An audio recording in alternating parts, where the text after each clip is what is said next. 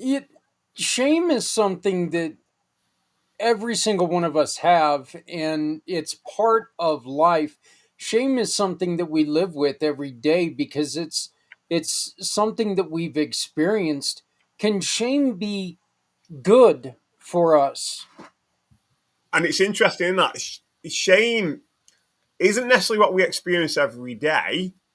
It's a story we create around it in regards to what we're told.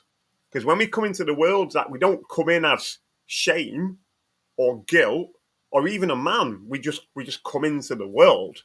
Hmm. So it's something we actually pick up through we where we interact with our world, and we try to make sense of an experience that is usually based on someone telling us when we're younger what it is or isn't and how we should do a certain thing, and then we take that as gospel in a way that's how it should be done.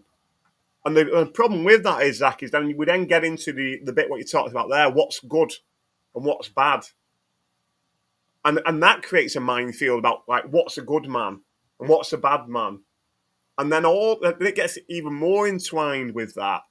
And if anything, it's not even a case of Shane being good or bad. It's the whole thing that it doesn't have to be that way. That it doesn't even belong to us from that degree.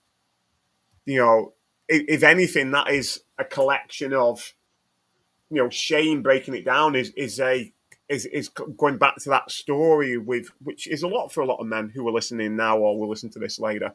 The age old "I'm not good enough." That's a classic man story. I'm not good enough. Why can't I? X is better than me.